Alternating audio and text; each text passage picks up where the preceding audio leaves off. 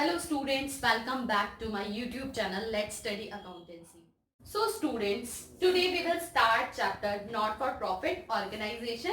This chapter is of 10 marks. Paper में कितने marks का ये chapter आएगा? 10 marks का.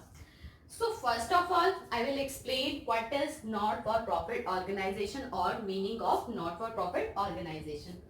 So the organization which are formed not to earn profit but to render services to its member and public are not for profit organization. ऐसी organization जिनका main motive profit earn करना नहीं है उनको हम क्या बोलते हैं? Not for profit organization. But main motive क्या है? Services provide करना किसको? अपने member को और public को. So not for profit organization are those organization which are formed not to earn profit. Main चीज क्या है? इनका मेन मोटिव प्रॉफिट अर्न करना नहीं होता है. And examples of not profit organisation are hospital, schools and libraries etcetera. Now main source of income.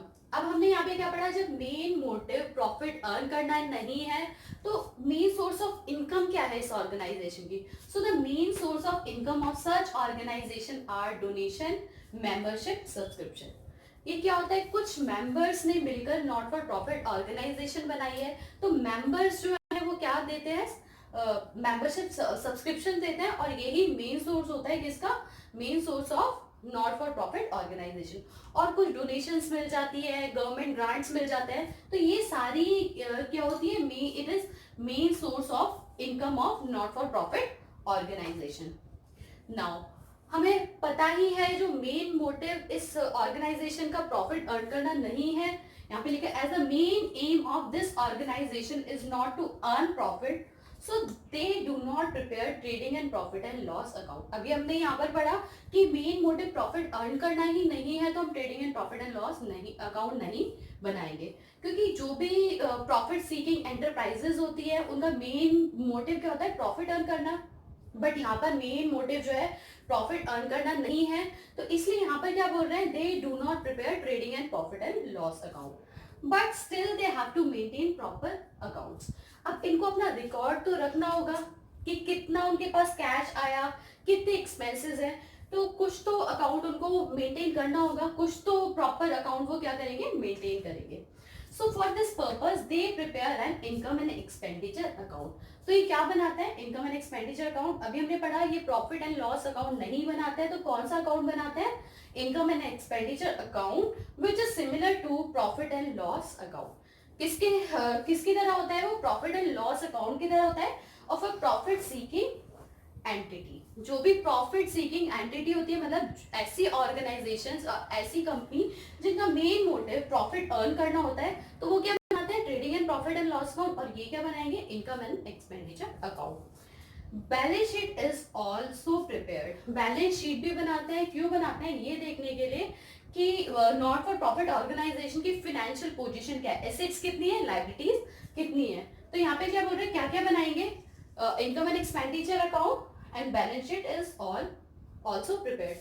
So this is all about meaning of not for profit organization.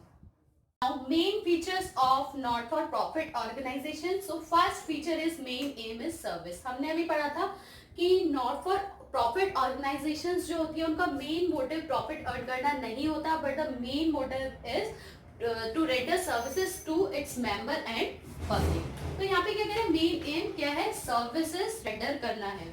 ठीक है, example ले लेते हैं. कोई स्कूल है जो पब्लिक को क्या कर रहा है? Free of cost education provide कर रहा है, तो इसको हम क्या बोलेंगे? ये किसका एग्जांपल है? नॉट फॉर प्रॉफिट ऑर्गेनाइजेशन का. So not for profit organisation render services free of either free of cost और एट नॉमिनल रेट. ठीक है, या तो फ्री ऑफ कॉस्ट प्रोवाइड करेंगे सर्विसेज या फिर नॉमिनल रेट, मतलब बहुत कम रेट पर सर्विसेज क्या करेंगे? प्रोवाइड करेंगे. Now second feature is form. So not for profit organisation is not for profit organisation are set up as charitable trust और सोसाइटीज. कैसे फॉर्म होते हैं? As charitable trust. And the subscriber of this organisation are called members. क्या होता है?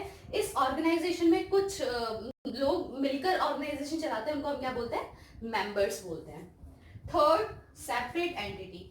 सो not for profit organisation have separate legal entity from its member. अगर मैं simple words में बोलूं तो किसी भी मेंबर की डेथ से या किसी भी न्यू मेंबर की एडमिशन से नॉट फॉर प्रॉफिट ऑर्गेनाइजेशन पे कोई इफेक्ट नहीं होगा। तो यहाँ पे क्या कह रहे हैं, सेपरेट लीगल सेपरेट एंटिटी है फ्रॉम इट्स मेंबर।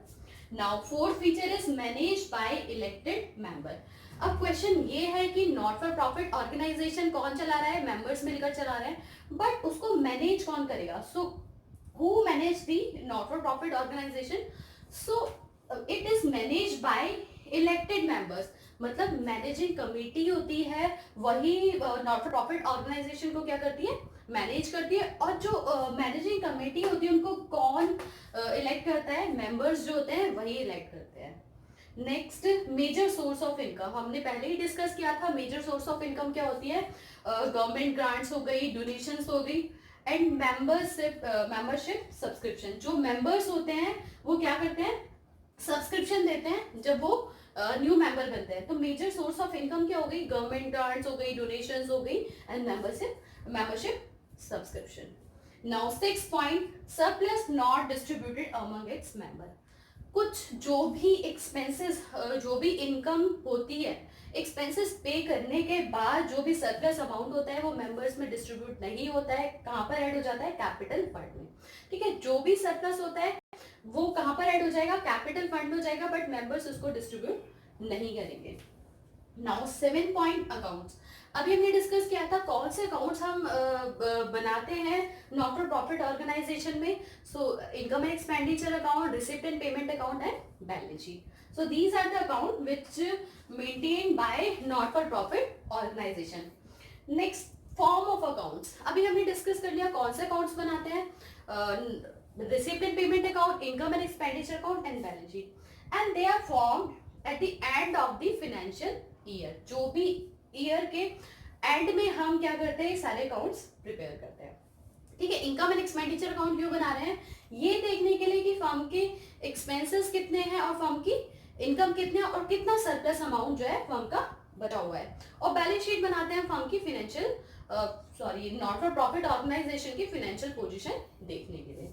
तो हमने कितने फीचर्स पढ़े, first one is main aim is service, then second one form, third separate entity, fourth managed by elected member, then fifth major source of income, sixth surplus not distributed among its member, and seventh one is accounts, and eighth one is form of account. So these are the features of not for profit organization. Students, हमें कितने account बनाने हैं, 3 type of account, income and expenditure account, receipt and payment account and balance sheet. ये सारे accounts हमें किसमें बनाने होते हैं, नॉट फॉर प्रॉफिट ऑर्गेनाइजेशन में।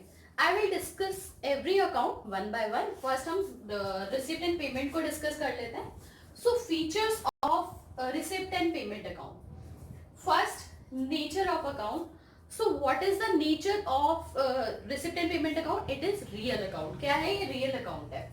Then second feature, it started with opening balance of cash in hand and bank balance. Receipt and payment account को हम start करेंगे तो सबसे पहले हम क्या लिखेंगे, किससे start करेंगे, cash in hand and bank balance. ये हमारा क्या होगा, opening cash in hand and bank balance. Then third feature, nature of item recorded on credit side. Receipt and payment account हमारा कैश बुक के जैसा होता है, डेबिट साइड हमारे रिसिप्ट्स होती है और क्रेडिट साइड हमारी क्या होती है, पेमेंट होती है। तो यहाँ पे क्या बोला, nature of item recorded on credit side. तो क्रेडिट साइड हमारी सारी क्या आएंगी, पेमेंट्स आएंगी, और डेबिट साइड हमारी जो भी रिसिप्ट्स होती है वो किस साइड आती है, debit side. Now closing balance of this account shows closing balance of cash in hand.